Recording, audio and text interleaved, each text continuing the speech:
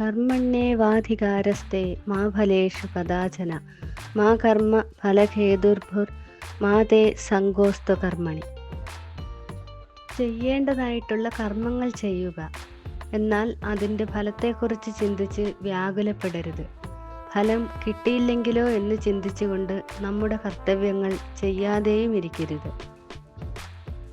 എന്ത് നേടാനാണോ നമ്മളൊരു പ്രവൃത്തി ചെയ്യാൻ തീരുമാനിച്ചിരിക്കുന്നത്, ആ ഫലം നമ്മുടെ ഇപ്പോഴത്തെ, അതായത് വർത്തമാനകാലത്തിലെ നമ്മുടെ പ്രവൃത്തിയെയാണ് ആശ്രയിച്ചിരിക്കുന്നത്. അതിനാൽ നമ്മൾ ഫലത്തെക്കുറിച്ച് ചിന്തിക്കാതെ അതിനുവേണ്ടി നിലവിൽ എന്താണോ ചെയ്യാനായിട്ടുള്ളത് അതിൽ ശ്രദ്ധ വെച്ച് പൂർണ്ണ മനസ്സോടെയും കാര്യബോധത്തോടെയും ചെയ്യുക. ശരിയായ രീതിയിലാണ് നമ്മുടെ പ്രവർത്തനമെങ്കിൽ മികച്ച ഫലം കിട്ടും.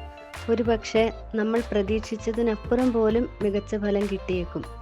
ഉദാഹരണത്തിന്, പഠിക്കുന്ന കുട്ടി പരീക്ഷയിൽ ഉന്നത മാർക്ക് കിട്ടുന്നതും എല്ലാവരും അനുമോദിക്കുന്നതുമൊക്കെ ആലോചിച്ച് മനോരാജ്യത്തിൽ മുഴുകിയിരുന്നാൽ ആ കുട്ടി പഠിക്കാനുള്ള സമയം നശിപ്പിച്ചുകൊണ്ടിരിക്കുകയാണ്.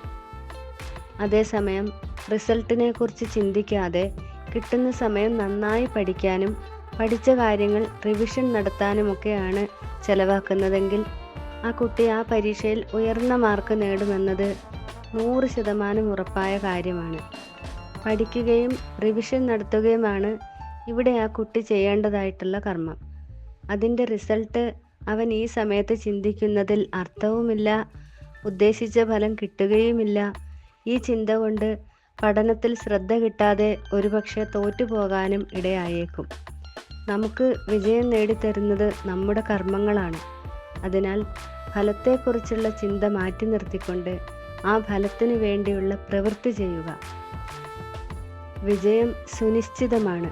ഈ പ്രപഞ്ചത്തിൽ ഒരു പ്രവൃത്തിയും നിഷ്ഫലമാവില്ല.